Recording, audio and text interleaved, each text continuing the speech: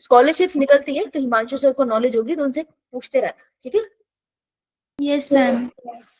क्योंकि काफी लोगों को पता नहीं होता, but there are scholarship actually, है ना? तो अब मिल रही है तो ले लेनी चाहिए ना, क्या दिक्कत है? हाँ बेटा, क्या हुआ? मैम कुछ भी नहीं, मम्मा बोल रहे थे बाहर से। अच्छा अच्छा, एक मिनट रुकना। ओके बेटा, क्वेश्चन लगाए थे मैंने जो भेजे थे, आप लोगों ने प्रैक्टिस करे?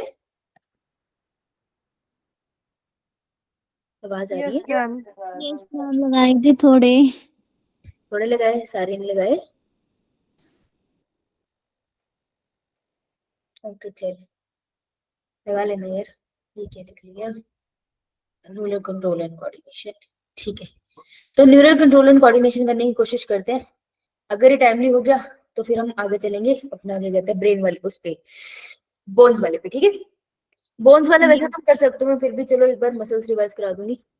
बोन्स तुम कर सकते हो क्योंकि बोन्स में रटना ही है, उसमें मेरा बताने वाला तो कुछ खास है नहीं, है ना? तो चलो कोई ना। Yes ma'am. सबको स्क्रीन दिख रही है? Yes ma'am. एक सेकंड, मेरा हार्ट ट्विस्ट हो गया आज लगता है। ओह, पता नहीं कब ट्विस्ट हो गया, पता ही नहीं चला। चलो, न्यूरल कंट्रोल एंड कोऑर्डिनेशन बेटा, इसमें आई और ईयर डिलीट हो गया है, ठीक है? तो तुमको इसमें कौन सा पार्ट करना है? इससे दो ही क्वेश्चन बन सकते हैं। एक तो आपका ब्रेन के पार्ट्स के ऊपर क्वेश्चन बन सकता है, क्योंकि ना ब्रेन की जो थ्योरी उन्होंने यहाँ दी है ना, जब आप समरी में जाओगे ना, थ्योरी थोड़ी डिफरेंट है। समरी में कुछ चीजें अलग दे रखी है, एकदम नई वाली। तो इसकी समरी इंपॉर्टेंट है ब्रेन के पर्सपेक्टिव से, ठीक है? दूसरा पार्ट आपका बनेगा नर्व कंडक्शन। ये दो बहुत इंपॉर्टेंट पार्ट है, और दो पार्ट्स में ही आपका पूरा चैप्टर सम अप हो जाता है, ठीक है जी? बेटा हेलो, यस मैम। कहाँ चले गए सारे? ये अकेली आई है क्लास में? बोलते कि नहीं, इतने सारे बच्चे तो है, बोल लिया करो यार। Okay, so what is coordination? यार ये छोटी छोटी चीजों की डेफिनेशन देख लिया करो यार, इतना तो कर ही सकते हो। कोऑर्डिनेशन कुछ नहीं होता, जिससे एक और दो ऑर्गन एक साथ मिलकर काम कर रहे होते हैं आपकी बॉडी में, उसको कोऑर्डिनेशन कह देते हैं, ठीक है? ब्रेन और हार्मोन मिलके आपकी बॉडी को सही से चला रहे होते हैं, ठीक है? न्यूरल सिस्टम प्रोवाइड करता है organize network of point to point connection for a quick coordination. ये लाइन पी/क्यू में आ रखी है, दैट मीन्स लाइन पढ़नी होती है और आती है आपको यार, अब तक तो पता चल ही गया है ना? तो इसके बारे में पढ़ लेना। अब न्यूरल सिस्टम की बात करें तो किससे मिलकर बना? आपका न्यूरल सिस्टम स्पेशलाइज सेल से मिलकर बना है, जिसे हम न्यूरॉन कहते हैं। न्यूरॉन करते क्या है, ये वर्ड इंपॉर्टेंट है, वो डिटेक्ट करते हैं, पहचान लेंगे कोई सिग्नल है, फिर उसको रिसीव कर लेंगे कि हाँ यार सिग्नल आया है, और फिर उसको आगे ट्रांसमिट भी कर सकते हैं, ठीक है? तीन वर्क है न्यूरॉन्स के, डिटेक्ट, रिसीव एंड ट्रांसमिट। समझ आई बात? यो मैम। अब ये बात करता है, सबसे पहले जो नर्व सेल्स आए थे वो हाइड्रा में आए थे, कि हाइड्रा में नेटवर्क ऑफ न्यूरॉन देखने को मिल गया था, सबसे पहले इसमें आया था। उसके बाद धीरे धीरे ऑर्गेनाइज होने लग गया। जो हमारे इंसेक्ट्स होते हैं, इंसेक्ट्स का नर्वस सिस्टम काफी डेवलप होता है, देखो। The neural system is better organize in insects, insects में काफी बेटर ऑर्गेनाइज होता है as compare to any other invertebrates. तो इनवर्टी में बढ़िया ना इंसेक्ट्स का होता है, आर्थ्रोपोडा के अंदर जो आते हैं, ठीक है? अब ह्यूमन नर्वस सिस्टम की बात करें तो एक होता है सेंट्रल नर्वस सिस्टम और एक होता है peripheral nervous system. Central nervous system का मतलब होता है, किस किस की बात कर रहे हैं हम? Brain and, brain, spinal cord. हाँ स्पाइनल कॉर्ड, जो सेंटर की तरफ है। बोन्स को भी तो मैसे डिवाइड करते थे।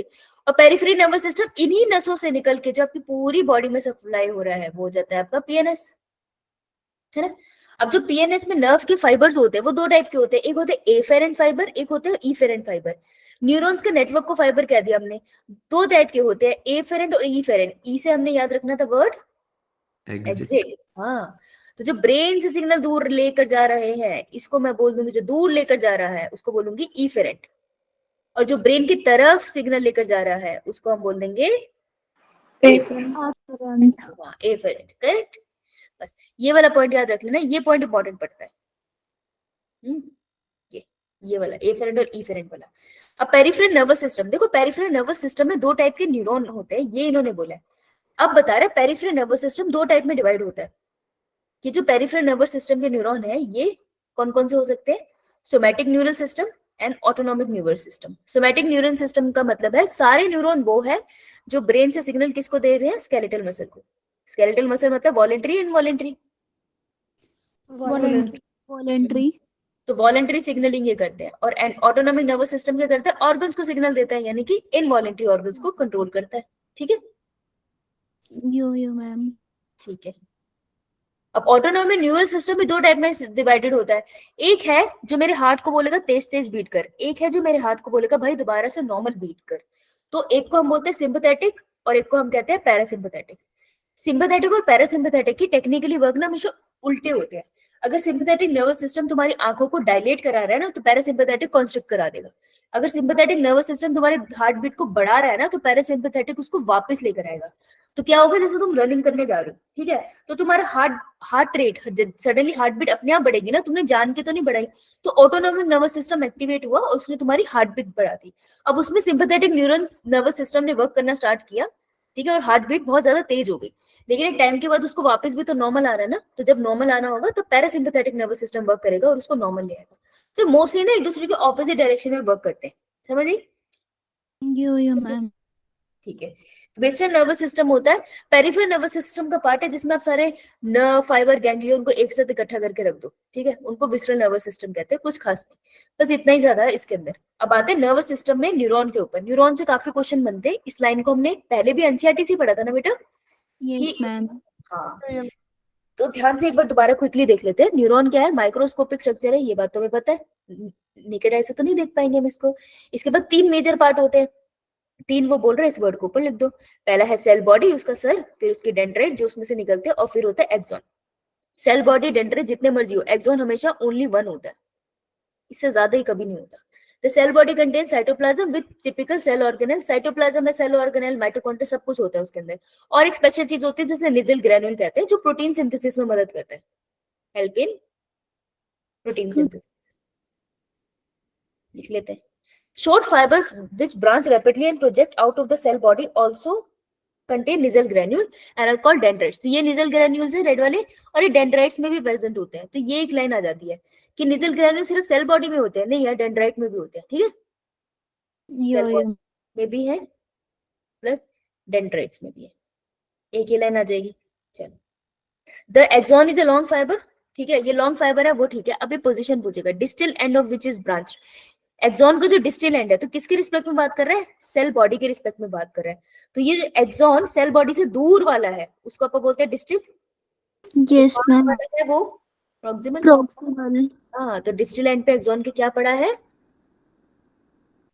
इट इज ब्रांच, और ब्रांच से क्या टर्मिनेट होते हैं? सिनेप्टिक नोब, ठीक है, पोजीशन आ सकती है, करेक्ट। तो यहाँ से रिलीज होते हैं न्यूरोट्रांसमीटर। एक्सॉन ट्रांसमिट करते हैं नर्व इंपल्स को away from the cell body. ये बात हमें क्लियर है कि हमेशा axon away from the cell body लेके जाएगा, क्योंकि उल्टा लेके नहीं जाएगा, राइट। तो छोटी छोटी लाइनों से क्वेश्चन बनता है। सिनैप्स, अभी सिनैप्स आगे करते हैं, थोड़ी देर बताती हूँ। अब जो न्यूरॉन होते हैं अलग अलग टाइप के होते हैं। सबसे पहले होते हैं हमारे यूनिपोलर न्यूरॉन, जिसमें एक सेल बॉडी होती है और एक ही एक्सॉन होता है। ये जनरली आपको एम्ब्रियोनिक स्टेज में मिलेगा, तो कुछ ना करो, ज्यादा कंफ्यूज होने की अब कोई जरूरत नहीं है, ये पढ़ लिया हमने डिटेल में जब पढ़ना था। यूनिपोलर, अगला Multiple. Multipolar. Non polar. Bipolar, फिर बाइपोलर। मल्टीपोलर, ठीक है। यूनिपोलर किसमें मिलेगा आपको? Embryonic stage. एम्ब्रियोनिक स्टेज में। सेल बॉडी कितनी है इसमें? A. और फिर वन ही एक्सॉन होगा। Cell body plus one axon. Axon तो सब में वन है, उसमें कोई एक्सेप्शन ही नहीं है। बाइपोलर में प्लस वन एक्सॉन होगा और वन डेंड्राइट होगा। One axon and one dendrite. देखो उसमें सेल बॉडी था, इसमें डेंड्राइट लिखा है ना। ये कहाँ मिलता है आपको बाइपोलर? आपको retina of the eye. Retina of eye, हमारे आईज में है ये, है ना, बाइपोलर वाला। और मल्टीपोलर मैम इसमें वन एक्सॉन होता है। Many dendrites plus one axon. One axon तो सभी में है ना, ये आपको यूजुअली हर जगह मिलता है। इन्होंने एक एग्जांपल दे रखा है, that is cerebral cortex. Cerebral cortex क्या होता है? ब्रेन। ब्रेन के पास ब्रेन में जो बाहर वाला पार्ट होता है ना, इसे कॉन्वोल्यूटेड सा सेरेब्रल कॉर्टेक्स कहते हैं उसको, है ना। तो मेनली यही होता है, ठीक है। ये तीन पार्ट डन, इससे क्वेश्चन बनता है। अभी श्वान सेल वाला कॉन्सेप्ट आ जाता है। देखो अगर एक्सॉन नंगू पुंगू पड़ा है, कवर नहीं है, तो नंगू पुंगू पड़ा है एक्सॉन को हम क्या बुलाते हैं? Myelinated, non myelinated? Non-mental. Non myelinated. Myelinated होता है जब इसके आगे पीछे माइलिन शीथ बन गई हो। और ये कौन सिक्रीट करता है? Schwann cells. श्वान सेल को सिक्रीट करते हैं कौन से नर्वस सिस्टम में? पीएनएस। पीएनएस। और सेंट्रल नर्वस सिस्टम में कौन सिक्रीट करता है? यही माइलिन शीथ।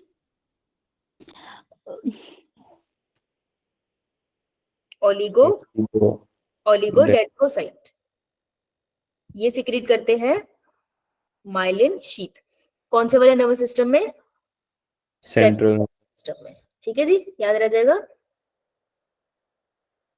और पेरिफेरल नर्वस सिस्टम में Yes, श्वान ma'am. सिक्रीट करते हैं। ठीक है, जहां जहां Yes. माइलिन शीथ एब्सेंट होती है वहां पर हम उसको कहते हैं nodes of Ranvier. Nodes of Ranvier से ही सिग्नल आगे जंपिंग फॉर्म में ट्रांसमिट होते हैं। ठीक है, समझ आया? yo ma'am. ठीक है, चलो नीचे आ रहा हूँ। तेज तो नहीं हो गया, समझ तो आ रहा है ना बेटा? मैम निकलने जाना होए। मैम हाँ निकल ऑफ रेनवियर बताया, वो जो एक्सोन के एंड में उसे बोलते हैं। नहीं बेटा, ये माइलिन शीथ है ना, पिंक कलर से जो दिखा रहे हैं, माइलिन शीथ कॉन्टिन्यूस नहीं होती है। ये ब्लैक कलर में जो पड़ा है ना, सेल का न्यूक्लियस है। तो यहाँ पे माइलिन शीथ ना वो छोटे छोटे पैच में सिक्रीट कर रहा है। तो देख रहे हैं ये पॉइंट जहाँ पे माइलिन शीथ नहीं है, एक माइलिन शीथ दूसरी माइलिन शीथ से बस कनेक्ट हो रही है, इस पॉइंट को कहते हैं नोड्स ऑफ रेनवियर। ठीक है, यहाँ पे माइलिन शीथ एब्सेंट होती है। ओके, अबे समझ आया? Yes, yes ma'am. मैम। तो सिग्नल क्या होता है, यहाँ से अंदर से ऐसे ट्रांसमिट करता है, तो ऐसा लगता है जंप करके जा रहा है सिग्नल, क्योंकि माइलिन शीट से सिग्नल कंडक्शन नहीं हो सकता। तो ऐसा लगता है देखने में, पर एक्चुअल में अंदर से सिग्नल जा रहा होता है। It's a very complicated thing, but anyways उसमें जाने की जरूरत नहीं है आपको। ठीक है, गिव मी 1 मिनट।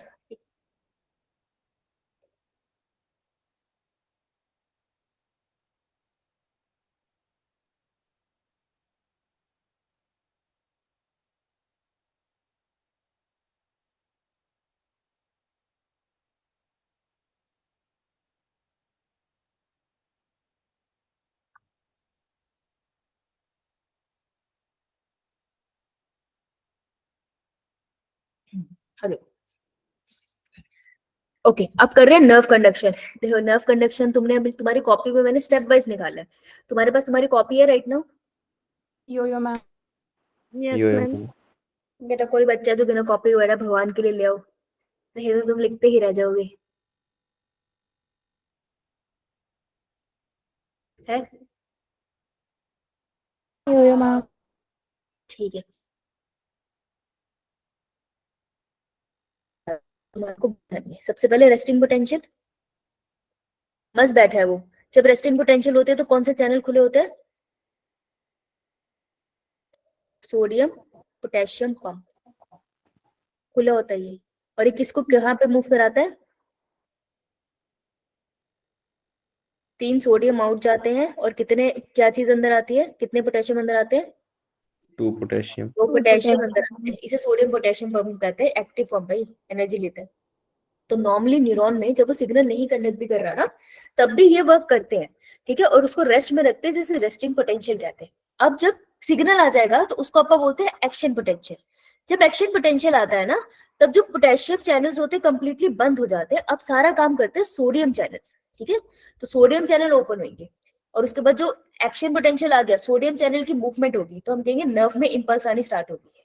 ठीक है, कुछ बेसिक से टर्म्स है ये, मैं तुमको ऊपर से पढ़ाती हूँ। आते हैं। तो एक एक्सॉन पड़ा है, ये मैं एक्सॉन पढ़ा रही हूँ। ठीक है, एक एक्सॉन पड़ा है जहाँ पे जनरली अंदर की तरफ कौन सा आयन ज्यादा होता है? Potassium ma'am. पोटेशियम। पोटेशियम ज्यादा होता है। और बाहर की तरफ कौन ज्यादा होता है? Sodium. की तरफ पोटेशियम ज्यादा होता है, जिसके ऊपर के पॉजिटिव चार्ज है, लेकिन फिर भी हम अंदर की तरफ नेगेटिव चार्ज बनाते हैं, क्योंकि अंदर बाकी नेगेटिव प्रोटीन ज्यादा होंगे। ठीक है, इसकी वजह से अंदर नेगेटिव चार्ज ज्यादा होता है। पोटेशियम अंदर की तरफ पॉजिटिविटी ला रहा होता है। अगर तुम पोटेशियम भी निकाल दोगे तो अंदर का जो आयन कॉन्सेंट्रेशन है वो ज्यादा नेगेटिव हो जाएगी। ठीक है, तो अंदर नेगेटिव है, बाहर पॉजिटिव है। This is a normal condition. Normal condition में ऐसा देखो, कुछ भी स्टैटिक नहीं होता ना, मूवमेंट होती रहती है। तो नॉर्मल कंडीशन में सोडियम बाहर जा रहा है, ठीक है, और पोटेशियम अंदर आ रहे हैं। मेंटेन करके रखा है इन्होंने। 2 सोडियम बाहर, 3 पोटेशियम अंदर। ये लाइन बहुत बार आ चुकी है नीट में। ठीक है जी, भूलना नहीं।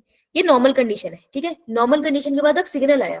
बेटा जी जब सिग्नल आएगा तो इस जगह पे सिग्नल आयंस ऊपर नीचे हो जाएंगे। तो एक पॉइंट ले लेंगे हम, ये ब्लैक वाला पॉइंट, यहाँ पर सिग्नल आया। जब ये सिग्नल आया तो पोटेशियम के सारे चैनल बंद हो गए, अब सोडियम के चैनल ओपन हुए। तो सोडियम के चैनल ओपन हुए और सोडियम कहाँ मूव करने लग गया?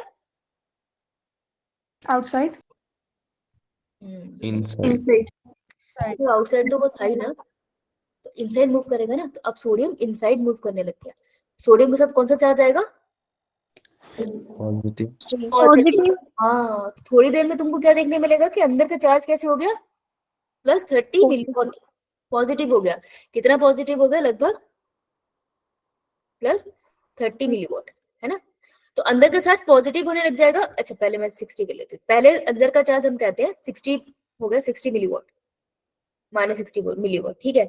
चलो, चल रहा है। फिर थोड़ी देर के बाद आप देखोगे इतना पॉइंट गिर गया है ना कि +30 मिलीवॉट के करीब पहुंच गया वो। तो मतलब बहुत सोडियम अंदर आ गया, ठीक है। जब बहुत सोडियम अंदर आ गया तो अंदर पॉजिटिव चार्ज हो गया, तो हम कहते हैं सिग्नल यहाँ अच्छे से सेटल हो गया। अब देखो यहाँ पॉजिटिव तो रहेगा नहीं, देख ए वाले पॉइंट पे क्या हो गया, अंदर पॉजिटिव हो गया और इसके कंपैरिजन में बाहर नेगेटिव हो गया, क्योंकि सोडियम बाहर से अंदर आ गया ना, तो बाहर नेगेटिव प्रोटीन की कॉन्सेंट्रेशन ज्यादा रहेगी। बी वाला जो पॉइंट है वहां पर क्या चार्ज है? नेगेटिव, और बाहर की तरफ पॉजिटिव। यही होता है ना जनरली। Yes ma'am. मैम। अब क्या होगा, ये जो चार्ज है ना वो अंदर से बाहर ऐसे अंदर की तरफ मूव कर जाएगा, पॉजिटिव से नेगेटिव, क्लियर। और ये पॉजिटिव वाला पीछे को मूव कर जाएगा। इसका क्या मतलब है कि अब जो सोडियम आयन है वो इधर को मूव करने लग जाएंगे। तो जो गड़बड़ी यहाँ हुई थी ना ए पॉइंट पे, अब वो बी पे स्टार्ट होगी। तो अब दो प्रोसेसेस एक साथ चलते हैं कि ए में क्या हुआ और बी में क्या हुआ। ए में क्या होगा, सोडियम के सारे चैनल्स बंद हो जाएंगे, ठीक है। अब खुलेंगे हमारे पोटेशियम का चैनल।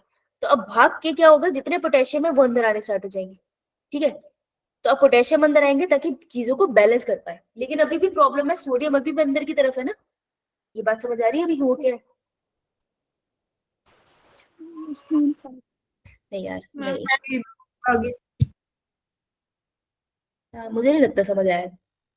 आया क्या समझ? मुझे नहीं लगता समझ आया। ये रुक जाओ यार, यही टॉपिक तो है जो इसमें पढ़ाना है, वही नहीं समझ आया तो फायदा क्या है मेरे पढ़ाने का।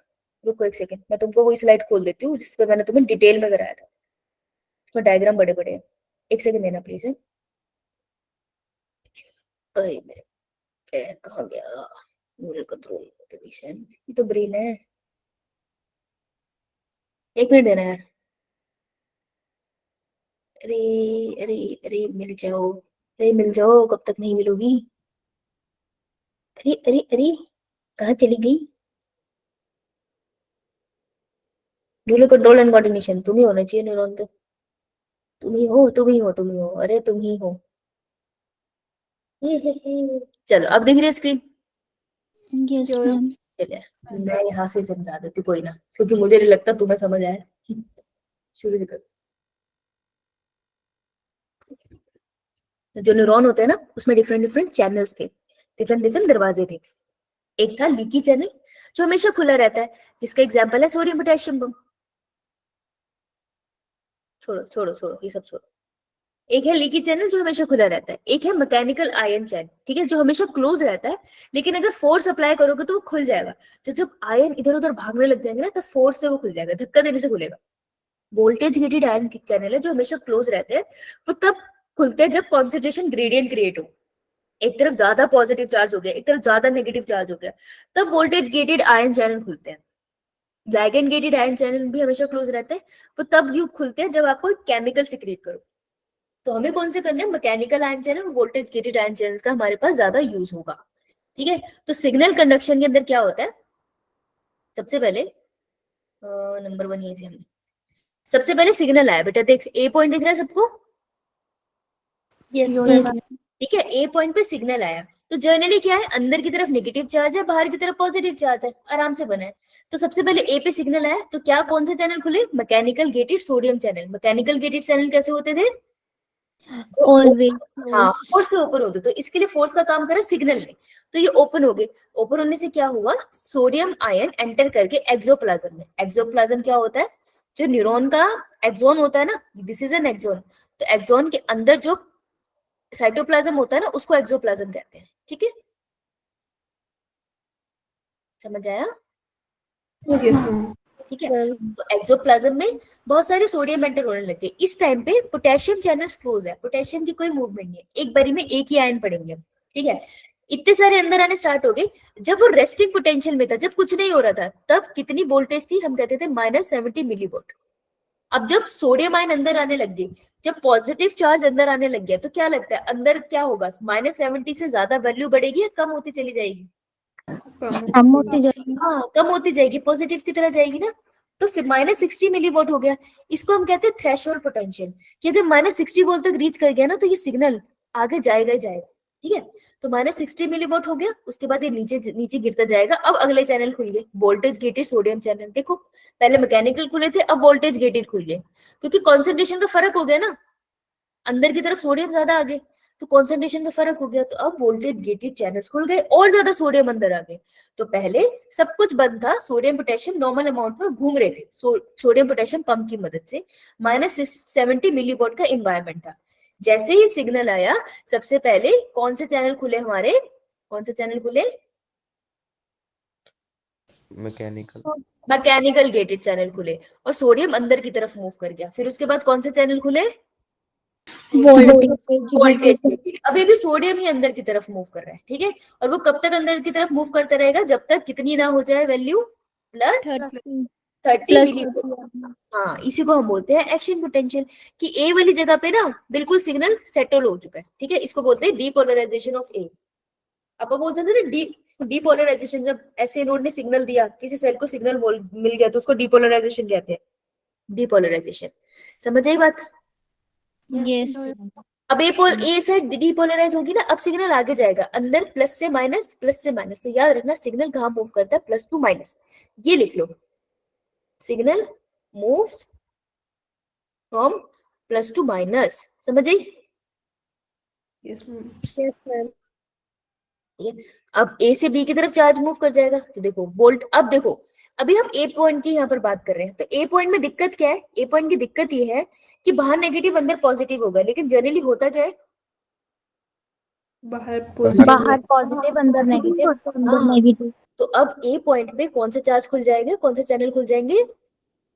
पोटेशियम पोटेशियम के वोल्टेज गेटेड चैनल्स खुलेंगे, और पोटेशियम बाहर की तरफ भाग के मूव करेगा। ठीक है, बाहर की तरफ मूव करा तो अंदर चार्ज कैसा हो गया? नेगेटिव और बाहर पॉजिटिव। तो ऐसे होता था। Yes ma'am. लेकिन एक प्रॉब्लम है, बाहर पॉजिटिव के लिए कौन सा आयन रिस्पॉन्सिबल था? Sodium sodium. लेकिन अभी कौन सा आयन है? Potassium ion. हाँ, तो अभी इसको दोबारा से अंदर भेजना पड़ेगा और सोडियम बाहर निकालने पड़ेंगे। तो देखो दोबारा सुनो ध्यान से, पहले सोडियम चैनल खुले, सोडियम अंदर गया, सोडियम वोल्टेज गेटेड चैनल खुले, सोडियम और अंदर गया। ठीक है, सबसे पहले थी रेस्टिंग पोटेंशियल, उसके बाद वो चेंज होगी into action potential. Action potential के बाद इसी जगह पे मुझे चार्ज को दोबारा वापस लाना है, तो मैंने पोटेशियम को बाहर भेज दिया, इसे बोलते हैं रीपोलराइजेशन। ठीक है, तो चार्ज बेशक वापस आ गया, लेकिन आयन अपनी जगह से खिसक गया। तो आयन अपनी जगह से जब वापस आते हैं, उसके लिए खुलता है हमारा सोडियम पोटेशियम पंप। तो आयन जब अपनी जगह वापस आएंगे सोडियम पोटेशियम पंप की वजह से, उस पीरियड को हम बोलते हैं रिफ्रैक्टरी पीरियड। रिफ्रैक्टरी पीरियड का मतलब है सोडियम पोटेशियम के चैनल खुले, सोडियम बाहर की तरफ निकलेगा, पोटेशियम अंदर की जगह तरफ आएगा और अपनी अपनी जगह पे दोबारा आ जाएंगे, तो उसको कहते हैं रिफ्रैक्टरी पीरियड।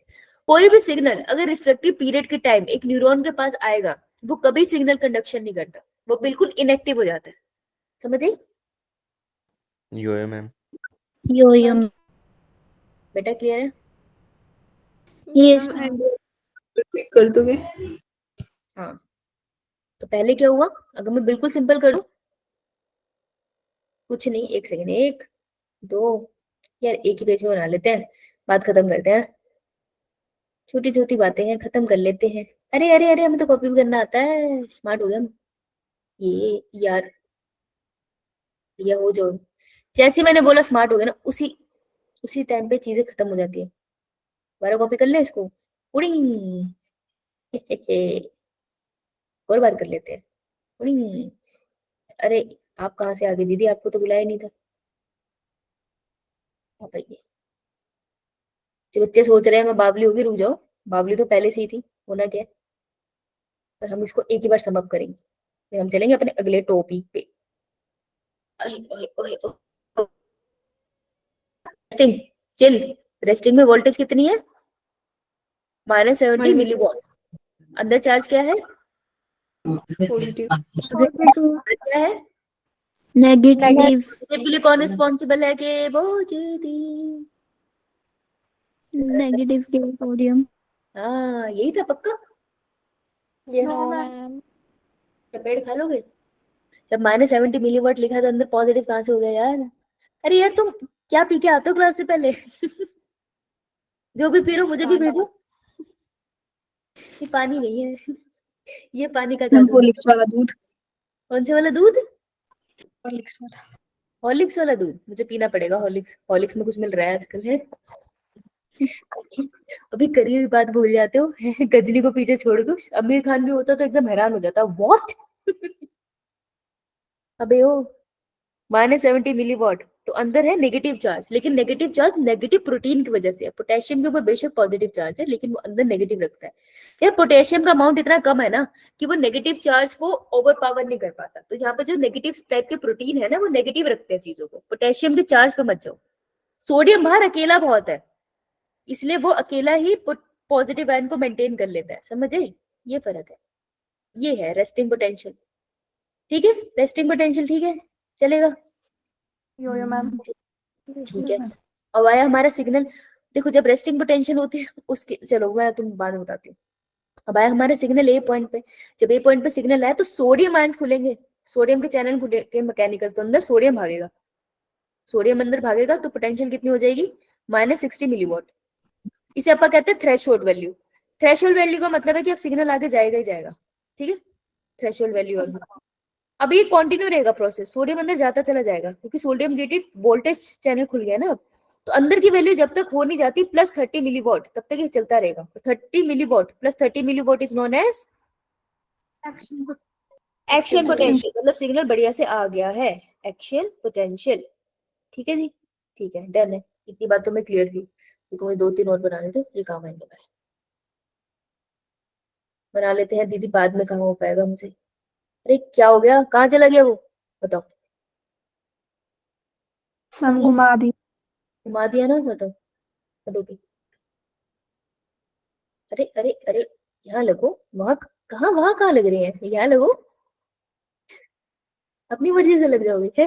पापा की क्लास है तुम्हारी। आओ खेलते हैं।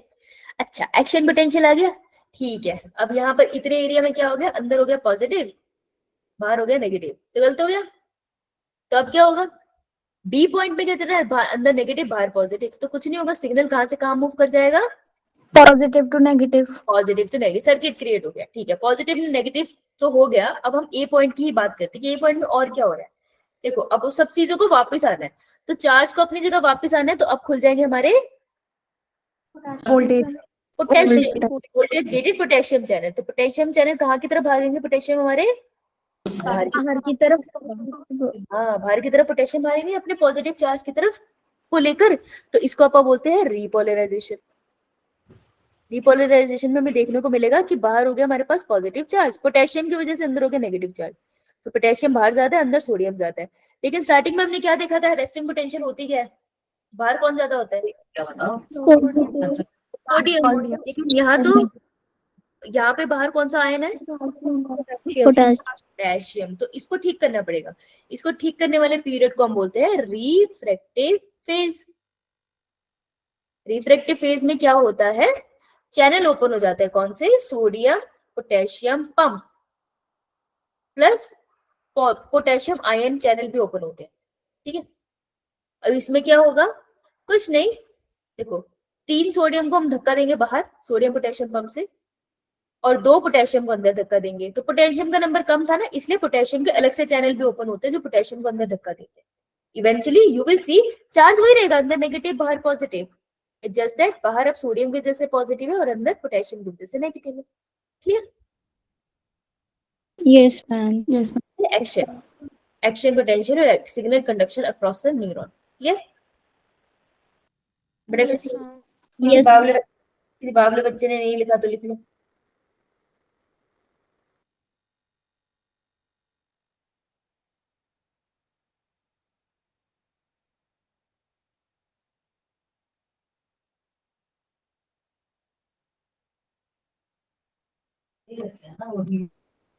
डन? के पॉजिटिव अंदर की तरफ नेगेटिव होगा और बाहर की तरफ पॉजिटिव होगा।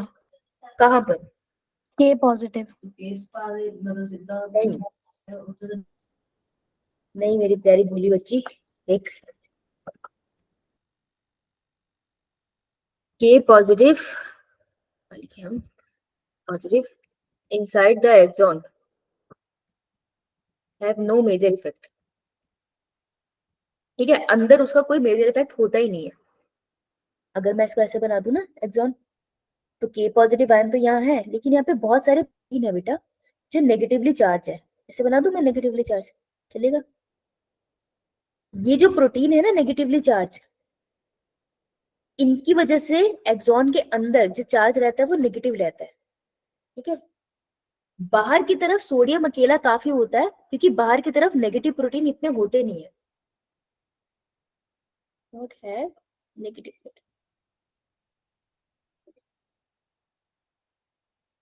इसलिए बाहर ऐसा है. अब अगर मैं बेटा पोटेशियम को भी बाहर भेजूंगी, तो पोटेशियम भी तो पॉजिटिविटी कॉज करेगा ना, नेगेटिव चार्ज तो बाहर खास है ही नहीं. तो इसलिए मैंने कहा जब मैंने पोटेशियम बाहर भेजा तो बाहर पॉजिटिव चार्ज आ गया. अंदर पोटेशियम भेजा था, पोटेशियम पॉजिटिव करना चाहता है, लेकिन नेगेटिव इतना ज्यादा है कि वो कुछ कर नहीं पाता है. समझे? Yes ma'am. बेटा समझ आया ना? ये लगता है कुछ बोल रही है, बोल. मैम जैसे कि आपने नोट लिखवाया था, जब पहले समझाया था, फिर आपने बोला था कि पोटेशियम जो है उस पे चार्ज पॉजिटिव ही होता है, तो वो मतलब कि साइटोप्लाज्म के अंदर होता है. फिर आपने बताया था कि because inside cytoplasm there is other negative ion and protein present, जिनकी वजह से जो ओवरऑल चार्ज है सेल में के अंदर नेगेटिव रहता है, बट के पॉजिटिव ही है, बाहर की तरफ पॉजिटिव है. तो आपने बोला था कि अंदर वो नेगेटिव रहता है. जब मैंने बोला था ना अंदर वो नेगेटिव रहता है, तो मैं ये नहीं कह रही थी कि के पॉजिटिव नेगेटिव रहता है, मैं कह रही थी सेल के अंदर ओवरऑल चार्ज नेगेटिव रहता है. लेकिन पोटेशियम के ऊपर पॉजिटिव चार्ज है ना, तो ये अंदर भी पॉजिटिव है, बाहर भी पॉजिटिव है. इट जस्ट दैट बाहर इसकी पॉजिटिविटी दिखाई देती है क्योंकि कोई नेगेटिव आसपास नहीं है, लेकिन अंदर इसकी पॉजिटिविटी का कोई फर्क नहीं पड़ता क्योंकि बहुत सारे नेगेटिव आयन और प्रोटीन आसपास है. समझ आया? Yes ma'am. तो वो मैं कह रही थी ना कि बाहर पॉजिटिव रहता है और अंदर नेगेटिव रहता है, वो सेल का इन्वायरमेंट कह रही थी. ठीक? Yes ma'am. Yes ma'am. ठीक है, चले आगे. Yes ma'am. इसको पढ़ सकते हो आप, आपको हो जाएगा. इसको कर लेना बेटा. ये इस डायग्राम देख याद रखियो, पॉजिटिव से नेगेटिव, बस इस बात को याद रखना. ये सिर्फ यही गलत होगा, इसके अलावा तुम्हारा गलत नहीं होगा. डायग्राम में कुछ है नहीं ऐसा खास. ठीक है, ट्रांसमिशन ऑफ नर्व इम्पल्स की बात कर ले बेटा. Yes ma'am. होने के लिए आ जाते हैं बावला बच्चा. देख लेते हैं इसको. देखो, एक्सॉन की जो नोब है, या तो एक्सॉन की नोब कहाँ जाके खुलेगी, किसी मसल के आसपास खुल जाएगी, इसको कह देंगे न्यूरोमस्कुलर जंक्शन. या फिर एक्सॉन की नोब दूसरे एक्सॉन के डेंड्राइट के आसपास घूमेगी, है ना. साइनैप्स वर्ड यूज कर देंगे, राइट. तो डायग्राम किसका दे रखा है, साइनैप्स का. लेकिन न्यूरोमस्कुलर जंक्शन की बात ये ऊपर एक पैराग्राफ में कर रहा था, जहाँ पर हमने मल्टीपोलर बायपोलर न्यूरॉन करे थे ना, वहां पर मैं इग्नोर करके आई हूँ. ये कहाँ गया, नहीं कहीं इग्नोर कर, ये रहा न्यूरोमस्कुलर जंक्शन. ठीक है, चलो वापस आते हैं, इसको देख लेते हैं. तो क्या होता है कि जब सिग्नल यहाँ आ गया, देख इस वाले पॉइंट पे दिख रहा है, ये पॉइंट दिख रहा है एक्स. Yes ma'am. जब सिग्नल यहाँ आ गया तो उसके बाद क्या होता है, अल्टीमेटली ये चैनल खोलता है कैल्शियम के लिए, और फिर आता है अंदर कैल्शियम. कैल्शियम आयन अंदर आता है, जाता है जाता है जाता है, और फाइनली जाके तो यहाँ छू देता है. जैसे ही कैल्शियम आयन एक्सॉन की नोक को छूता है, ये जितने भी वेसिकल्स दिख रहे हैं ना आपको, इनके अंदर सिनेप्टिक वेसिकल कहते हैं इनको, इनके अंदर पड़े होते हैं न्यूरोट्रांसमीटर. ये सारे सिनेप्टिक वेसिकल ऑटोमेटिकली मेम्ब्रेन की तरफ मूव करने लग जाते हैं, और ये जैसे ही एक्सॉन नोब की मेम्ब्रेन को टच करते हैं, ये फट जाते हैं और अपना सारा केमिकल बाहर रिलीज कर देते हैं. तो ये एक्सॉन नोब है, ठीक है. ये डेंड्राइट है जिसके ऊपर केमिकल के रिसेप्टर है. तो याद रखना रिसेप्टर कहाँ पे लेबल कर रखे हैं, ठीक है. क्योंकि ये सिनेप्स, ये बीच में जो एरिया बचा है, this is known as synapsis. ये है पोस्ट सिनेप्टिक मेम्ब्रेन, ये है प्री सिनेप्टिक मेम्ब्रेन एक्सॉन वाली, और यहाँ पर आके जो बीच में स्पेस होती है उसे सिनेप्टिक क्लिफ कहते हैं. क्या हुआ बेटा, कुछ कह रहे हो? No ma'am. No ma'am. मैं यही बना देती हूँ, प्री सिनेप्टिक मेम्ब्रेन. कुछ डायग्राम बन नहीं रहा यार वहां पे, कोई बात नहीं, यहाँ बना लेते हैं. बेटा पोस्ट सिनेप्टिक मेम्ब्रेन, क्वेश्चन था कि रिसेप्टर कहाँ पर है, pre synaptic post synaptic. Pre-synaptic. अरे ओ कानों से अंधी, पोस्ट सिनेप्टिक पे है यार. ये ये जो तुम पी रहे हो ना, बंद कर दो उसको पीना और खाना। मैं 1000 बार बोला बीड़ी पीना बंद कर दो, तुम्हारे दिमाग पे असर होने लग गया है। ये कैसी बातें कर रहे हो? इसको कहते हैं सिनेप्टिक लिफ्ट।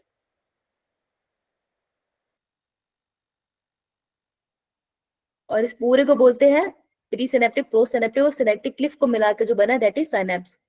साइनाइड्स, हाँ साइनाइड, साइनाइड बोलते हैं। ये न्यूरोट्रांसमीटर रिलीज हुआ है, ठीक है, यहाँ जाके लग जाएगा। यही होता है बस न्यूरो ट्रांसमिशन, नर्व कंडक्शन, और कुछ नहीं। और इसमें किस आयन का रोल है? कैल्शियम। Calcium ion. हाँ हाँ बेटा बोल। क्लियर? Yes ma'am. लेबलिंग पढ़ लेना, काम आ जाएगी तुम्हारी, ठीक है। ओहो, सेंट्रल नर्वस सिस्टम आ गया। अरे पैटर्न देखी थी ना हम लोगों ने, नो मैम। तो ब्रेन के ऊपर 3 कवरिंग होती है, अंदर से बाहर की तरफ जाना है हमने। PAD, P for pia mater. DA for arachnoid. Arachnoid, आर्चीज बोल रही, arachnoid. D for dura mater. Dura mater. Meninges है, मेनिंजिस मतलब ब्रेन की कवरिंग को ब्रेन की मेनिंजिस भी कहते हैं, क्रेनियल मेनिंजिस भी कहते हैं। आउटर मोस्ट ड्यूरा है, इनर मोस्ट पिया है, याद रख लेना। पिया पिया ओ पिया, बिल्कुल अंदर है पिया, है ना, दिल के अंदर समा रखी है, इसलिए पढ़ाई नहीं हो रही। पिया मैटर, ठीक है। यो मैम। मुझे पता था तेरा यो आएगा, इनमें से एक नहीं बोलेगी। मैंने तो ऐसे कर दी। तो यार तू सुधर जा, समझा? तू पढ़ लिया कर, तू पढ़ता है? No ma'am. पढ़ता तो है। तो देखो ये बच्चे जो होते हैं ना बेटा, ये वही बच्चे हैं जो टॉप वॉप कर लेते हैं। सारी दुनिया को लगता है कि ये तो पढ़ नहीं रहा होगा, लेकिन ये बच्चा वही बच्चा है जो मिडिल ऑफ द नाइट उठ के सब पढ़ लिख के सो जाता है। देख लो, यही बच्चे हैं। नहीं मैं सोया रहता हूँ पूरे दिन भी रात भी। देख देख, अभी कोई सवाल का जवाब सबसे ज्यादा आजकल यही दे रहा है। मैं तो सभी टीचर, टॉपर मैम ऐसे ही बोलते हैं। सभी टॉपर यही है, हम तो अरे सोते मैं टॉपर नहीं हूँ, मैं पास बड़ी मुश्किल से हुआ। फिजिक्स में कितने आए थे? मैं अभी रिजल्ट नहीं आया, पिछली बार प्री बोर्ड में तो फेल था मैं। ये वही बच्चे होते हैं एंड में ना बिल्कुल टॉप कर जाएंगे, बीच बीच में कोई एफर्ट नहीं करते। ये वही बच्चे, मैं बता रही हूँ ना, मैंने देखे ऐसे वाले बच्चे, मुझे ऐसे बच्चों से नफरत थी। मैम डिट्टो अरे कॉपी, मैं हमारी एक लड़की ऐसी है सेम। ये यही, और ये ज्यादा शाणे लड़के ही होते हैं। लड़की क्या है ना, लड़कियां दिखा देती है कि हम पढ़ती है, शक्ल से दिख जाता है परेशान है, दुखी है, ये पढ़ती होगी। मैं नहीं पढ़ता, सच में नहीं पढ़ता लड़के मैं। कूल डूड लगते हैं, है ना, घूम फिर रहा है, खा फिर रहा है अपने दोस्तों के साथ, पूरे एकदम क्लास में उनको भी बिल्कुल डिस्ट्रैक्ट करते रखता होगा, लेकिन घर जाते ये चालाक बच्चा डबल ट्यूशन लेता होगा, पढ़ता होगा, ठीक है, इसलिए टेस्ट सीरीज वगैरह भी ज्वाइन कर रखी होगी, तुम देख लेना। ये वही बच्चे हैं। No ma'am. हाँ, ये वही बच्चे हैं, ये कभी एक्सेप्ट नहीं करते हैं, लेकिन ये होते हैं। मैम पढ़ता ही नहीं तो एक्सेप्ट कहाँ से करूँ, पढ़ता देखा तो है? मैं कर देता। देखो, और कल मैं जब से क्रैश कोर्स चल रहा है ना, अगर कोई बच्चा सही आंसर दे रहा है, वो ये बच्चा है, कॉन्टिन्यूसली सही आंसर दे रहा है ये कंसिस्टेंटली। और अगर ये पढ़ता नहीं है और इसको ऐसे आंसर आ रहे हो, तो भाई इसके पास कोई ब्रह्मास्त्र है, इससे छीन लो। ये मैम देखो, ऐसा भी तो हो सकता है मैंने कॉपी खोल ली हो आगे, उससे देख के बोल रहा हूँ। इतनी जल्दी, तू बड़ी जल्दी पिक कर रहा है? तू ही है भगवान, फिर तो कभी कभी तो लगता है तुम ही भगवान हो, है ना? क्या शाना बनता है। इधर देख लो, ब्रेन के ना, ब्रेन वाली एनसीईआरटी की लाइनें पढ़ लो, बड़ी डेंजरस घातक सी लाइनें हैं ये, ठीक है। तो इधर आजा भाई, ब्रह्मांड तेरे से शुरू तेरे से खत्म। ये देख, आ गया कलर ले गया। The brain is a central information processing organ of our body. यार हमें बचपन से पता है, सारा ब्रेन का दोष है। And act as a command and control system. ये ऐसे ऐसे वर्ड को अंडरलाइन कर लेते होते हैं। कमांड भी यही देता है, कंट्रोल भी यही करता है। बताओ, पहले गलती यही कराता है, उसके बाद यही कंट्रोल करवा रहा है। दो भी पागल है। It controls the voluntary movement, आपकी बॉडी का बैलेंस, इनवॉलेंटरी ऑर्गन, अरे सब कुछ यही कंट्रोल करता है, दिमाग ही है। It is also the side of processing vision, hearing, speech, memory, intelligence, emotion and thought. तो सब लोचा ना यही चल रहा है, केमिकल लोचा सब यही होता है। ह्यूमन ब्रेन वेल प्रोटेक्टेड है स्कल के अंदर, ठीक है। उसके पास 3 मेनिंजेस है, मैंने तुमको करा दी मेनिंजेस, मजे पेड़े मत खा लेना, अभी करा दी मैंने तुमको। ब्रेन को 3 पार्ट में डिवाइड कर दो, फोर ब्रेन आगे वाला, मिड ब्रेन बीच में वाला जिसको तुम छू नहीं पाओगे, हाइंड ब्रेन पीछे पीछे वाला, ठीक है। इसको बोल सकते हो कि तुमने आप बाहर से थोड़ा टच कर लिया। मिड ब्रेन को तो कभी नहीं कर पाते। लेबलिंग अगर इसकी आगे तो बड़ा इंटरेस्टिंग सा हो जाएगा पेपर, पर चलो। ये आपका फोर ब्रेन है, पहला पार्ट, उसके बाद आपका मिड ब्रेन है, मिड ब्रेन छोटू सा है, ठीक है, तो याद रह जाएगा। और उसके बाद आपका लास्ट में आपका हैंड ब्रेन आ जाता है, ठीक है। 3 पार्ट ऑफ द ब्रेन कर लिया करो अंडरलाइन, जब ऐसा कुछ पढ़ रहे हो तो नीचे आते हैं। एनसीईआरटी पढ़ा रही हूँ, इसकी एक बार पढ़ लो मेरे साथ, क्योंकि हमने ना ब्रेन बहुत डिटेल में कराया हुआ मैंने, ठीक है, लेकिन एक एनसीईआरटी नहीं पढ़ी थी तब, क्योंकि बहुत डिटेल में हो गया था। तो एनसीईआरटी पढ़ना चाहिए हम आपके साथ, अगर आपकी इजाजत हो तो। भाड़ में जाओ, मैं तो पढ़ा रही हूँ। अरे हो चले गए मैम है है। अच्छा यार, आज 16 तारीख होगी, बस हमारे कितने लेक्चर रह गए? 14 लेक्चर्स रह गए ना। ये 30 है लेक्चर। अरे अरे अरे, 14 दिन के बाद तो तुम मुझे दिखोगे नहीं, बड़े बच्चे हो जाओगे, है ना। नहीं मैम, मैं मैम हम छोटी हैं। नहीं, तुम हम मेरे को दिखोगे, अपने काम करो भाई। मैम दिखते तो अभी भी नहीं है। हाँ, लेकिन फिर भी ऐसे रहता है ना, तुम्हारी आवाज वो, उसकी पहचान तो है मुझे। ये प्रीति आके बड़े प्यार से बोलती है, गुड गुड इवनिंग मैम। बोलेगी नहीं, ओ चलो, हर बार नया बैच आता है, फिर नया बैच चला जाता है। It's okay. अच्छी अच्छी जगह, अच्छे से कॉलेज जाना तुम। चलो, इमोशनल स्पीच में तुमको लास्ट डे दूंगी, अभी पढ़ लेते हैं।